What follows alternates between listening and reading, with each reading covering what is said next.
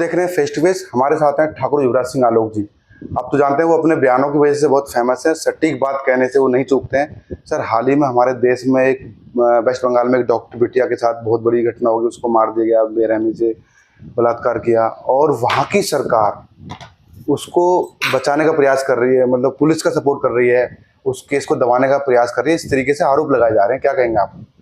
देखिए, 2012 में जब दामिनी केस हुआ जी, आप सभी को जानकारी है, उस समय ऐसा जोश आया था सारे हिंदुस्तान में, कैंडल मार्च निकले थे, और उस समय ऐसा लगा था कि अब इस तरीके से के प्रकरण आगे से कभी नहीं होंगे, बहन बेटियों का सभी का सम्मान किया जाएगा और इस पर कोई ठोस कानून बनेगा।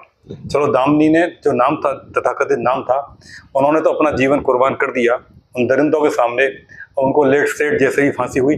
पर उसके बाद में कितने दामिनी कांड हो गए, हर गली मोहल्ले में हो रहे हैं, हर शहर में, छोटे में, बड़े में, महानगर में हो रहे हैं। और ये समझिए कि आधे ज्यादा केस का तो पता नहीं पड़ता जी।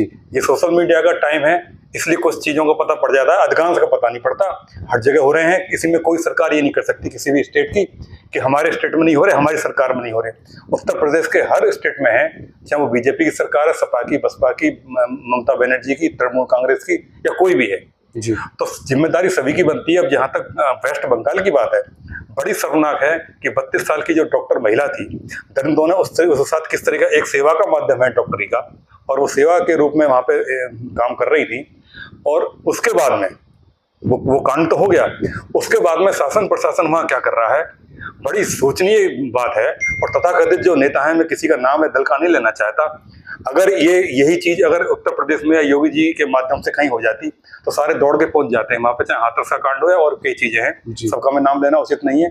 लेकिन अब वहां पे जो हुआ है तो ट्वीट कर रहे हैं, छोटे मोटे बयान दे रहे हैं, शॉर्टकट दे रहे हैं, दाएं बाएं कर रहे हैं, लेकिन उस तरीके का आपस जो जिस तरह होना चाहिए उस तरीके से वेस्ट बंगाल में वो नहीं कर रहे।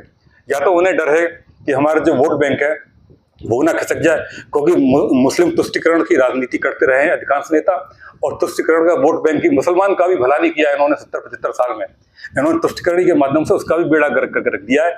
जो एजुकेटेड मुसलमान हैं वो सारी चीजों को समझते हैं, हम सर्वधर्म समभाव वाले लोग हैं, सभी धर्मों का सम्मान करते हैं, लेकिन इसका मतलब ये नहीं है कि कोई अगर सनातन धर्म से, हिंदू धर्म से है, उसके साथ अत्याचार करते रहो और वहां आराम से बैठे रहो। अगर बोलेंगे तो आप जो इन्होंने वर्ड दिया हुआ है कि वो उस तरीके से उसमें आ जाते हैं कि जो हमारा भारत का संविधान उसकी अनुमति नहीं देता है। आप हिंदू के पक्ष में बोल दीजिए तो आप दूसरा वर्ड यूज करते हैं, मुसलमान के लिए बोल दीजिए आप दूसरा वर्ड यूज करते हैं। दिल्ली में ही आप सोचिए कि दिल्ली में अगर कोई कांड हो जाता है तो मुख्यमंत्री, कई 1.5-2 साल पुरानी बात है, वहां पहुंचते हैं और उनको मुआवजा भी देते हैं। और अग्रवाल बेटी के साथ 1.5 साल पहले जो कांड हुआ राजधानी में, भारत की राजधानी होते हुए, तो उसको कोई उस तरीके से वो दिया नहीं गया, ना उसकी हेल्प की गई, ना उसको पैसे के माध्यम से किया गया, सपोर्ट किया गया। तो ये दोहरी नीति नहीं चलना चाहिए। एक देश है, एक हिंदुस्तान है, एक धर्म समभाव, एक कानून होना चाहिए सभी के लिए, तो इन चीजों से बचना चाहिए। अब वहाँ का शासन, वहाँ की पुलिस, वहाँ का प्रशासन, अंडरटेकिंग मुख्यमंत्री जी के है, मुख्यमंत्री संवैधानिक पद में है, मुख्यमंत्री सभी का होता है, तो उनको यहाँ ध्यान देना चाहिए। और वहाँ वो ध्यान नहीं देते हैं तो प्रधानमंत्री की जिम्मेदारी बन जाती है कि वो वहाँ नजर रखें। प्रधानमंत्री को भी ये नहीं सोचना चाहिए कि अगर मैं वहाँ बोलूंगा तो मेरे ऊपर ये आरोप लग जाएगा या जो भी है। प्रधानमंत्री जी को ये नहीं सोचना चाहिए, ना उनको शोभा देता है। लेकिन रिजल्ट कुल मिला के यही है कि अभी तक वहाँ पे जिस तरीके की हम अपेक्षा कर रहे थे उस तरीके का रिजल्ट वहाँ पे मिला नहीं है, उसको न्याय नहीं मिला है जो दरिंदे घूम रहे हैं। जी जी। तो सर, आपको नहीं लगता कि कोई ऐसा सख्त कानून बने जो आरोपी कुछ भी गुनाह करने से पहले 100 बार डरें? कुछ सख्त कानून अगर बन जाए हिंदुस्तान में तो बहन बेटी सुरक्षित रह सकती है, क्या सोचते हैं आप? देखिए, हम तो कई बार सरकार से अपील उस समय से 10 साल से कर रहे हैं कि सख्त कानून बनना चाहिए, और एक तरीके से तालिबानी कानून बनना चाहिए इस रेप के मामले में। जी। जो रेप का है, देखिए, आप लिविंग रिलेशन में रह रहे हैं, दोनों की सहमति से रह रहे हैं, तो संविधान, सुप्रीम कोर्ट भी मान्यता देता है और बड़ा लचीला कर दिया, उसमें हमें कोई दिक्कत नहीं है। लेकिन जब आप बलात्कार करते हैं किसी भी बहन बेटी का, नारी शक्ति का, और वो भी भारतवर्ष में जहाँ 18 दिन नवरात्र मनाए जाते हैं, तो वहाँ ये बड़ा सोचनीय विषय है। प्रधानमंत्री जी को संविधान में संशोधन करना चाहिए और भारत की जितनी भी राजनीतिक पार्टियां हैं उनको उनका समर्थन करना चाहिए, और एक ऐसा कठोरतम कानून लाना चाहिए कि कोई भी दरिंदा इस तरीके का अत्याचार करने पर, इस तरीके की जरूरत करने पर 10 बार सोचे। उन्हें पता है कुछ होगा, सजा हो जाएगी, बेल हो जाएगी, निकल के आ जाएंगे, और फिर वो शुरू हो जाते हैं। तो वो कठोरतम कानून की अपेक्षा की जाती है भारत सरकार से। उनके पक्ष में बहुत सारे बड़े बड़े वकील खड़े हो जाते हैं उनको बचाने के लिए, उन्हें बिरयानी खिलाई जाती है जेल में। जी जी, बिल्कुल बिल्कुल। देखिए, हर तरीके के लोग हैं हिंदुस्तान में, 150 करोड़ की जनसंख्या है, इसमें हर तरीके के लोग हैं। कुछ लोग अपने को एक वर्ड होता है विख्यात, एक वर्ड होता है कुख्यात। तो विख्यात तो क्या होंगे, अपने को कुख्यात करने के चक्कर में गलत लोगों का भी ना वो सहारा ले लेते हैं, उनकी सपोर्ट कर देते हैं कि उनको पब्लिसिटी चाहिए, हल्की पब्लिसिटी चाहिए, सस्ती पब्लिसिटी चाहिए।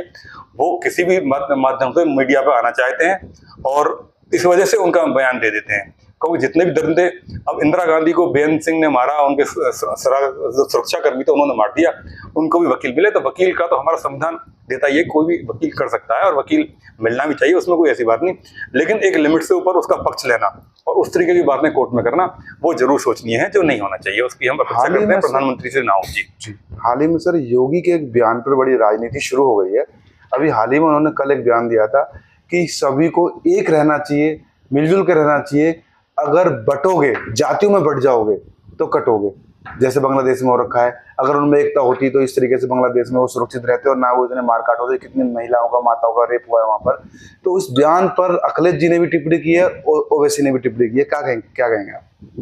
देखिए, मुख्यमंत्री योगी जी ने जो आगरा में बयान दिया है शायद परसों, जी, उनके बयान का मैं सम्मान करता हूं, क्योंकि भारत, मेरे पिता बताते थे कि हिंदू जो है, हिंदू राष्ट्र की अवधारणा है, भारतवर्ष है। हिंदू कोई धर्म, मजहब, उस तरीके से रिलीजन नहीं है। हिंदुत्व एक जीने की परंपरा है और इसका बहुत बड़ा विस्तार है। मैं यहाँ शब्दों के माध्यम से इसकी परिभाषा को परिभाषित नहीं कर सकता। ये तो मैंने अपने पिता के अलावा किसी विद्वान से इसकी परिभाषा सुनी नहीं है। जो मैं 10% पिता के वाक्यों को समझ पाया, उसमें यही था कि ये बहुत बड़ी अवधारणा है, जीवन जीने की पद्धति है। हिंदू होना किसी मजहब, रिलीजन से नहीं इसे जोड़ना चाहिए।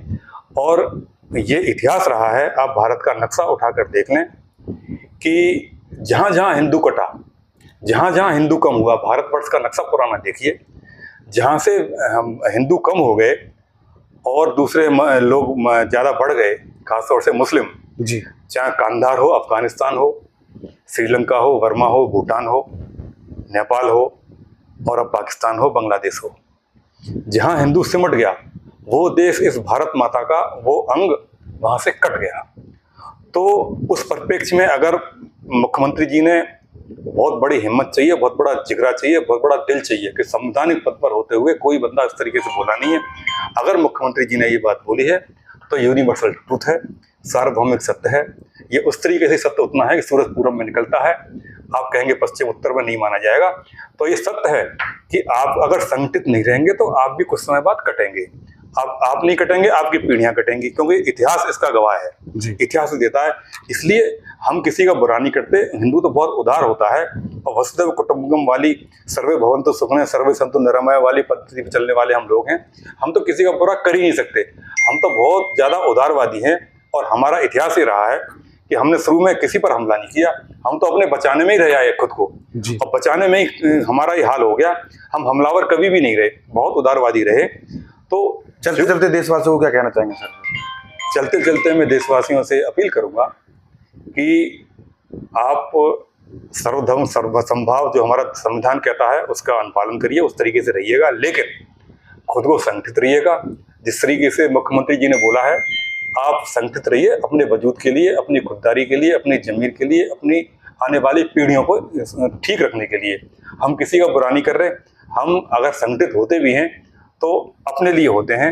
वैसे मुझे उम्मीद लग नहीं रही, क्योंकि हिंदू कभी संगठित रहा नहीं है। संगठित रहता तो मुट्ठी भर होड़ आए, मुट्ठी भर जो यहूदी आए, मुस्लिम आए, मुट्ठी भर आए, जहाज़ों में आए, पानी के जहाज़ों में आए, और हमें ये मतलब बंटवारा कर दिया हिंदू राजाओं में, अपने अपने रियासतों में, और उनकी तरीके से उनको बिल्कुल अलग अलग करके एक एक करके सबको हराते गए। तो फिर भी ये उम्मीद करते हैं, उम्मीद पर दुनिया कायम है।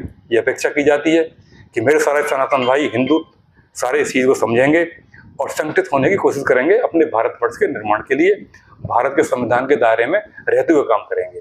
जी सर, आपको नहीं लगता कि कुछ हमारे देश में ही ऐसे राजनीतिक दल हैं जो हिंदुओं का बांटने का काम करते हैं सत्ता में आने के लिए, हिंदुओं के लिए भविष्य में वो खतरा ले रहे हैं। जिस तरीके से एक वोट बैंक की राजनीति हो रही है। मुस्लिम राम रहीम रसखान का ये देश है जी, मौलाना अब्दुल कलाम का ये देश है, राष्ट्रपति जी का ये देश है। इस समय में आरिफ मोहम्मद खान बुलंदशहर के मेरे पिता के साथी रहे, वहाँ के गवर्नर भी हैं। इन लोगों का ये देश है।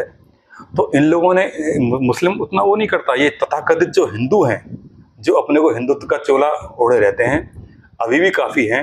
ये इस तरीके के बयान देते हैं कि उससे सनातन धर्म का, हिंदुत्व का बहुत बहुत कुठाराघात होता है, बहुत बुरा होता है। तो हम लोगों को सावधान रहने की ज़रूरत उन्हीं से है जो हमारे बगल में बैठे हुए हैं और जो हमारे बीच में रहकर भी हमको बर्दाश्त नहीं कर पा रहे। प्रधानमंत्री नरेंद्र मोदी जी बने हुए हैं। दलगत राजनीति में वैचारिक असमानता हो सकती है। किसी भी दल को, किसी भी राष्ट्र की मजबूती के लिए विपक्ष का भी मजबूत होना बहुत जरूरी है। लेकिन ये लोग हिंदुत्व पर कुठाराघात करते हैं, गलत करते हैं, तथ्यों से परे करते हैं, कुतर्क करते हैं, कोई साइंटिफिक प्रूफ नहीं, अनर्गल बातें करते हैं। कोई जवान है, जवान को कोई भी हिला सकता है, कोई कुछ भी बोल सकता है। भारत का संविधान उसकी परमिशन देता है। तो तथाकथित जो हिंदू हैं उनसे सावधान रहिएगा, उनकी बातों पर नहीं आइएगा। हम तो सभी धर्मों का सम्मान करने वाले लोग हैं, लेकिन उस तरीके के जो लोग पहले भी थे, आज भी थे, जयचंद टाइप में, मान सिंह टाइप में, मैं किस किस के नाम लूं, बहुत इस तरीके के लोग आज विराजमान हैं। तो उनसे हमको बचना चाहिए। धन्यवाद सर हमसे बात करने के लिए। आपका भी धन्यवाद। तो ये थे आज के हमारे खास मेहमान ठाकुर युवराज सिंह आलोक जी। उनका साफ कहना है कि मिलजुल कर रहना चाहिए, सभी धर्मों का सम्मान करना चाहिए, कि हिंदू एक जो हमारा सनातन धर्म है वो सभी धर्मों का सम्मान करता है और वह देश सबसे पहले पे जीता है। फिर हम किसी खास मुद्दे पर बात करने के लिए देखना भूलें फेस टू फेस मीडिया नहीं सुबह उत्तर प्रदेश।